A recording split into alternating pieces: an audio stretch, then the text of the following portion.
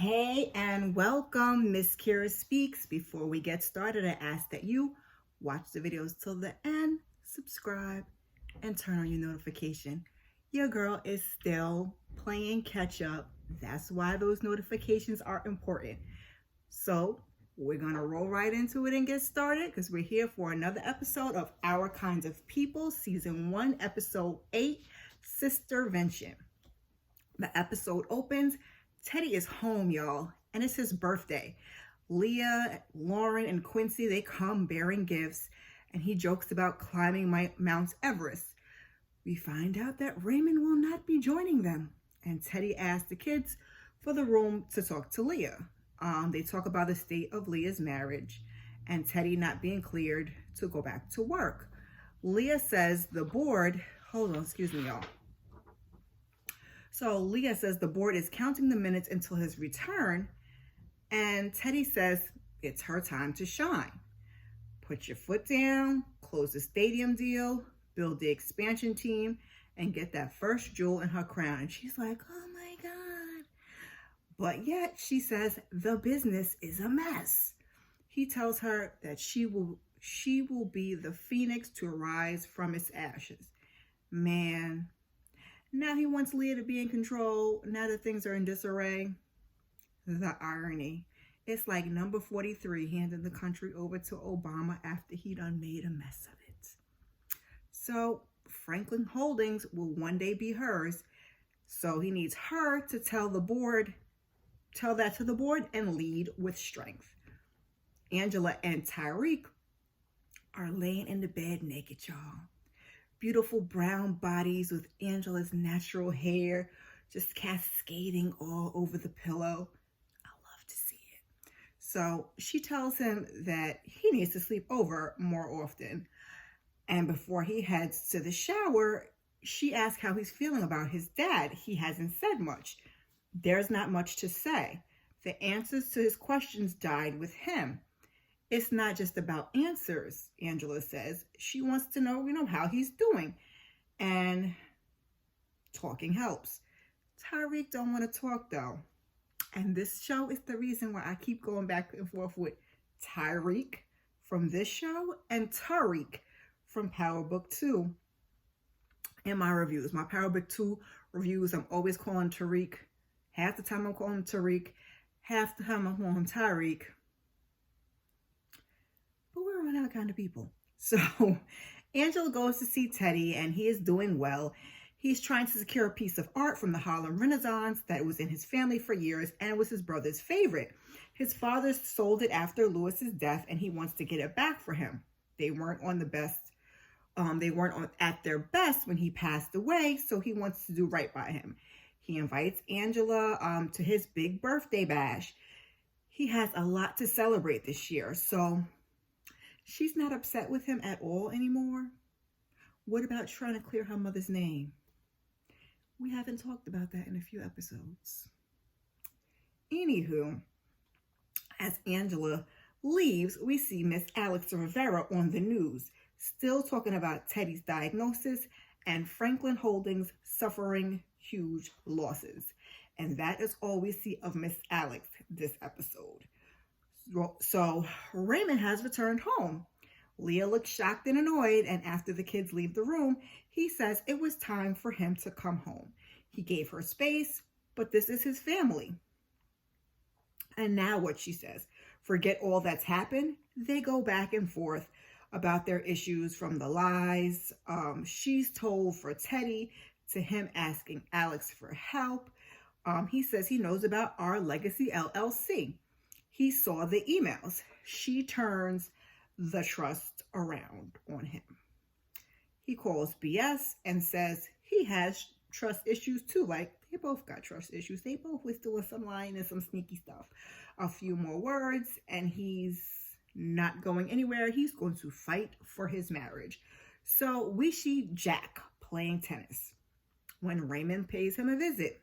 He found a loophole in the bailout agreement and it allows them to request an audit of Franklin Holdings management of Darman. He thinks that Teddy tied their company up in a shell company.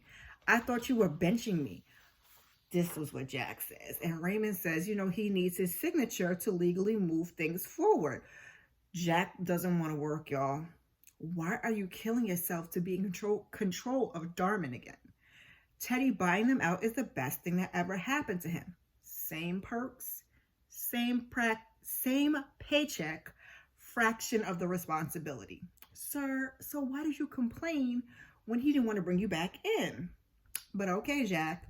So Raymond wants to pass his legacy on to his children. That's why he's fighting so hard. He tells him to sign the papers and Jack just tosses them to the side. He'll have one of his lawyers look at them when he has time. Raymond says, I know where all your bodies are buried and I'm not afraid to dig them up. Oh, and your backhand, trash. And then he leaves on out. And they just make this poor actor a jerk on every show. Because on this one, and speaking of Power Book 2 that I was talking about earlier, he's also on there as Detective Kevin. So Angela tells Nikki she's going to Teddy's party and she asks if she's coming. She's like, yeah, let's do it. So, it's crazy that both of them are getting to know their dad at the same time. And she asks how she's doing with all of it. And Nikki tells her they're supposed to hang out later. And she was thinking of like lunch and doing a, bike ride. And she asked if that's corny. And she's like, no, that's cute. So Angela says that she held back on telling her about her dad because she didn't know if she can handle it. And she is surprising her every day and growing to be an amazing woman. So Leah is finishing a meeting at Franklin Holdings when Angela pops in on her. She has her incubator reports. Did she finally do what Leah asked her? We haven't even heard about the incubator program in a few weeks. So she wanted to pick her brain for a gift for Teddy's party. She says, she usually does a thing. It's a tradition and you could get in it or not. So Leah sounds so blah. And Angela notices it and asks her, what's up? She asks how she and Raymond are doing after the whole elevator thing. And she says they have been, it's been tough with that and everything that's going on with the board. Angela tells her to cancel her day. Leah says she can't. Angela says, your name is on the building. Let's go. We're having a Sistervention. So Nikki is at home and she's got the cutest little outfit on and Nate shows up to spend time with her. She tells him her plans and they have some awkward conversation. And then he says he needs her help. He got invited to Teddy's party and he needs some help picking out something to wear. She got him. So Leah is poolside and she's still trying to send emails and Angela puts an end to all of that. You need to relax. Leah tells her, listen, I don't do the girl talk. So she's like, all right, we'll turn it into a drinking game. So she goes first and she says she's worried about Tyrique. He is using sex to deflect from talking. This is a bad thing, Leah says. Yes, he's using his tongue for everything but to talk. And she's like, she sees him struggling and she wants to be there for him. And Leah's like, give him a minute. She's known him forever. She's like, give him a minute to be him. Don't push yet. And, she thanks her. And Leah says her and Raymond are the same way. And they both saying them orgasms have a way of shutting you up. So then they laugh about that. Angela gets up to get another round when Leah's trying to tell her, they'll bring it to you. But she's like, girl, whatever. So as she gets on up and walks away, Jack slithers on over. He asks how she is and he heard about Teddy. She says they're all fine. She just needed a break from her life today. So she's rewarding herself with a me day. All of the money she spends on a trainer, someone should appreciate it. Consider it appreciated. They haven't spoken since that stupid mistake of kissing her. Very stupid, Leah interjects. And he says there's always been something special between the two of them. And he knows that Raymond is on a tear about Darman and that they're going through it right now. But if she ever needs to talk or anything, he tells her he's staying in Bungalow 3 while his house is being renovated. And he gives her a room key. What do you expect me to do with that? He kind of sits it like on the thing. Because I was like, should she take that room key? But he kind of sat it next to her. And he says it's up to her. Oh, Leah, girl, you should have threw that at him or threw it out, but don't put it in your pocketbook, girl. She put it in her pocketbook. So anyway, so after 8 episodes, we finally get a little more storyline for Quincy. He comes home and he runs into Sloan, who is Miss Jackie's grandbaby. She's going to help out around the compound this summer, and they're talking about him working for Darman with his dad. And she said she thought he was going to talk to him about going to the NBA. He should be in a camp this summer getting ready for draft next year. Now, poor Quincy. They had skimmed over this storyline. It was either episode 1 or episode 2. He was on the basketball court with Raymond, and he wanted to talk to him about something, but then he chickened out when Raymond was talking about him going to the kingship meeting. So now he's forgotten all about it, I guess, and he is going with Raymond's orders, and she didn't fancy him, a guy who took orders, and that's what she liked about him. So she's like, maybe I'll see you around if you can get away from the office. So Teddy calls Raymond, and he's like, listen, I'm not as forgiving as Leah, and if you mess up again, she won't be able to save you. So Raymond says, this could have all been avoided if you just gave me my company back. And Teddy's like, you crossed the boundary when you called Black Lois Lane, and now he might not never. So he says he's angry, and Raymond says, you're a master puppeteer. That's the only trick in your bag to keep people close. He says, my wife may be angry for now. You may have Darman for now, but at least I'm not lonely. He doesn't have to pull strings to get people to stay by his side. He calls him pathetic, miserable, lonely man before he wishes him a happy birthday and hangs up. Child, that stung, and you could see it all in Teddy's face. So Nikki and Nate, they've gone shopping and they had lunch, and he thanks her and says, next time he'll cook. And she's like, I didn't know you could cook. So they're chitting and chatting. He says, he finished his computer science degree while he was inside, and he hopes to get a gig in the field so he can get out of Teddy's guest room and get his own place. So we hear sirens and the police approach. Nate's face. Nikki asks if he's okay, and he is having PTSD. He recites Teddy's lawyer's number, but he says it so fast that she doesn't get it. And she's like, you didn't do anything wrong. Why do I need to call a lawyer? And then he's like, she asks what it is again, but he's frozen in fear. She's panicking, and the police run right past them. They were not even there for Nate at all, and now Nikki's upset. So Tyrique comes in to see Teddy, and he apologizes, and Teddy tells him, he has nothing to apologize for. And indeed, he does not. That was all on Teddy for over-medicating himself. So he says he should be apologizing for lying to Tyrique about his father, how his father died for so long. He thought he was protecting him. The situation reminds him of how important it is to have someone to talk to. He asks how he's doing with all of it, and Tyrique says, he's getting by. Getting by is the devil's playground. That's what Teddy tells him. It's not the right place to be. He's locked in the date for him to pitch the VIP stadium contract and perfect pitch, and it's his. So he doesn't want him to disappear inside his own thoughts. It's a very lonely and dangerous place to be. So Tyrique thanks him. We see Leah. She's getting all dolled up. And between her and Raymond, we can tell what the theme of Teddy's party is going to be. So Raymond asks if this is who we are now. And she's like, I don't even know who we are. So her bag falls and she hops up quickly to get it. And I wondered if Raymond saw Jack's key when she picked it up. And just as I thought, it's like a Roaring Twenties or like a Harlem Renaissance type of theme. I think those two are the same time period. So everyone is looking dapper. Angela and Nikki come in. Nikki sees Nate. She ignores him. Angela asks if she's okay.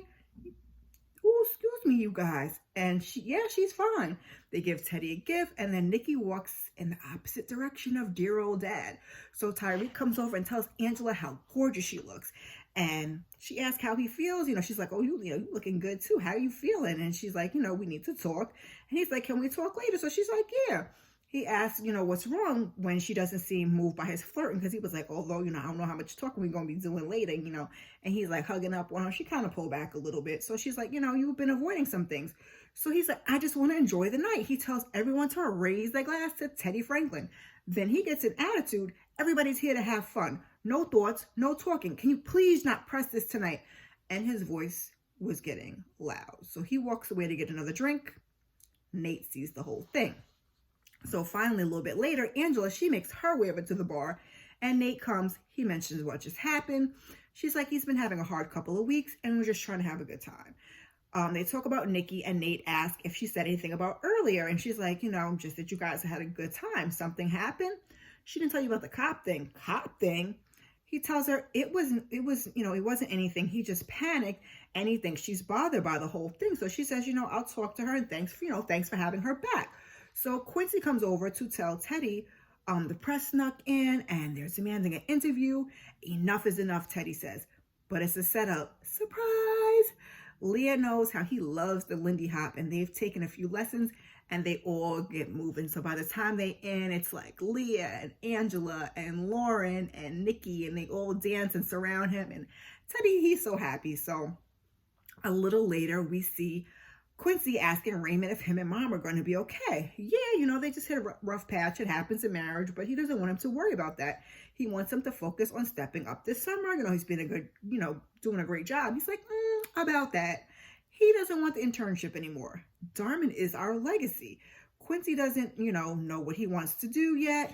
Now, Quincy, that's not true, boo. But, he didn't ask. He never asked if he wanted, ask him if he even wanted it. They, just planned it out for him. That's how that goes when you got a legacy. He always told me to be my own man and to fight for what I really want. Let me do that. And Raymond goes from looking annoyed to looking proud. There's always Lauren. You got another kid. Girls around the world. Who knows? Hopefully she'll take over the company. But anywho, speaking of Lauren, she's talking to Leah about surprising Teddy, but Leah's mind is elsewhere. Mom, you okay? I'll be fine. I know you think that I'm a daddy's girl. You are, Lauren, and it's okay. But she says, they've been in a good place lately, and she doesn't want him to think, doesn't want her to think she's taking her dad's side. So she says something like, if she was in her position with the whole Alex thing, that, she'd be upset too. And Leah's like, you don't have to worry about me. She knows how to take care of her own heart. So she's like, I'm going to go fix my face. Leah's sitting in the car, and Angela comes, walks up. She gets in. She's in the hotel parking lot, and it looks like she's been crying. And she shows Angela the room key and says it's Jack, Raymond's business partner's bungalow. So Angela looks concerned and Leah's like, nah, I didn't go in. She's like, I could just pull the ripcord on my marriage. She's like, but you called me. No, Angela says. And Leah's like, I'm supposed to be stronger than this, right? And Angela's like, actually, I was at the last Black Lady convention and they took a vote. Turns out we no longer have to carry the weight of the world on our shoulders while still walking in heels. That's too cute. So Angela's like, she watched her mother try to be strong her entire life. And as much as she learned from that, she would have learned more from seeing her softer moments. And Leah talks about Angela's mom and how hard it must have been for her. And they talk about this whole strong Black woman thing that we tend to have and that it's not sustainable. Black can crack.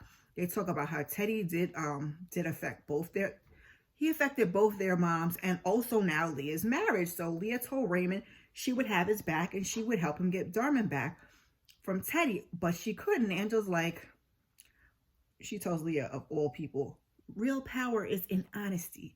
It's not weakness. Weakness is throwing away your marriage and walking into Jack's room. Be honest, vulnerable with Raymond, telling him just what you told me. That's power. She goes on her way.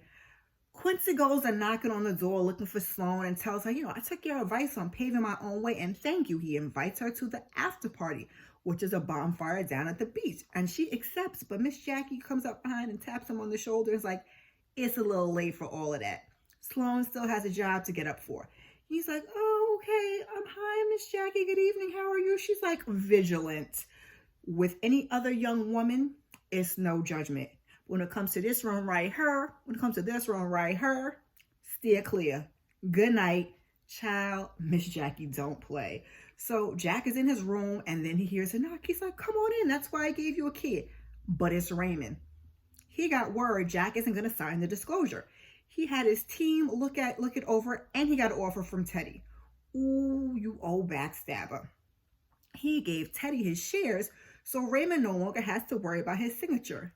How grimy. Why not give your shares to Raymond? Such a hater. I knew I shouldn't have trusted you. You're right, you shouldn't have. And now that we're no longer business partners, I can clue you in on my intentions.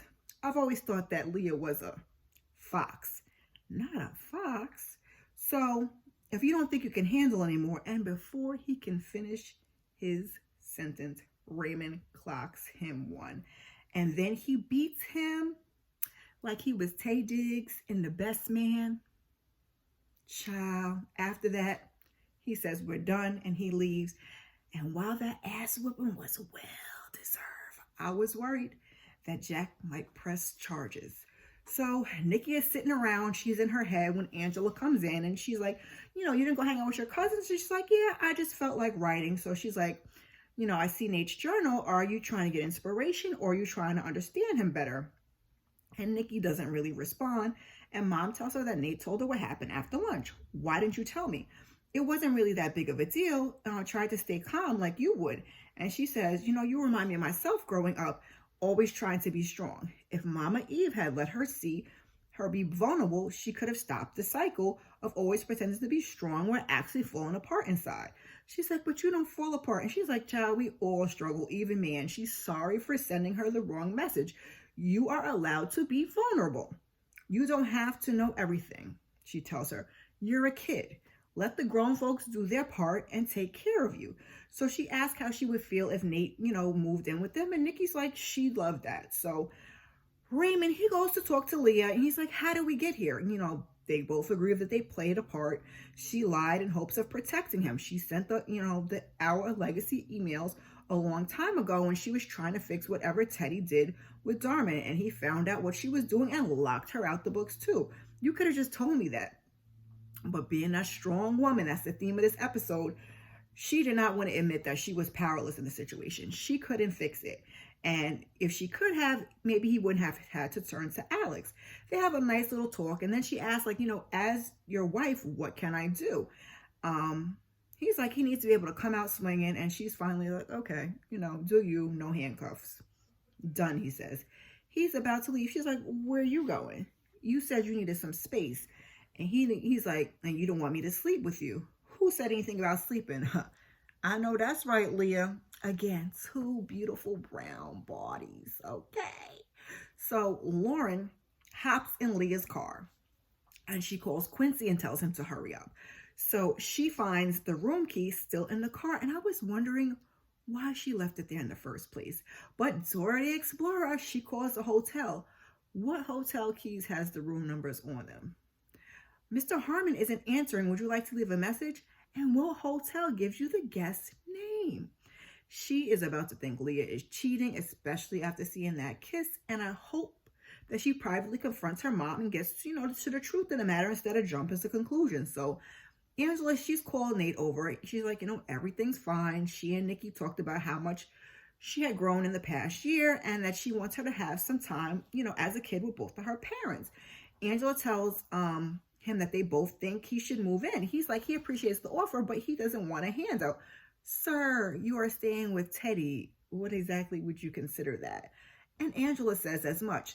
So he's like, he needs for her to let him be, Nikki's father. And she's like, okay. And she thanks him and they hug. And it's like a sigh of relief on Angela's part.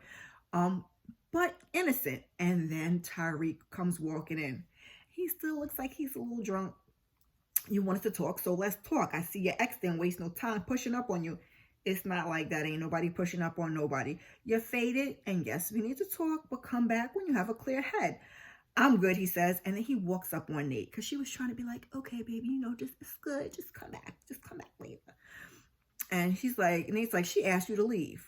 Or what? You going to do something? So Angela jumps in the middle of the two of them. She's like, okay, Tyrique, you need to leave now.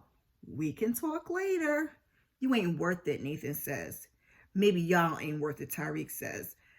And maybe none of this is. And he leaves, and that is where we end, y'all. So, are Tyrique and Angela really over? Are Nate and Angela going to get back together? Put your thoughts in the comments. And no one has anything to say about Aunt P sneaking out like a thief in the night with one sentence on a piece of paper?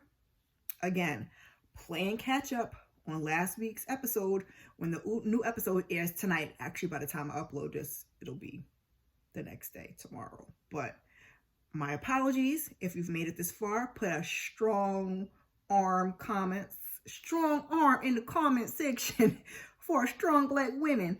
The season is almost over, so please come back and join me for episode 9. sometime this weekend, fingers crossed. While you're here, please check out some of my other content. Thank you. And before you go, like, subscribe, and share. I appreciate you. Peace.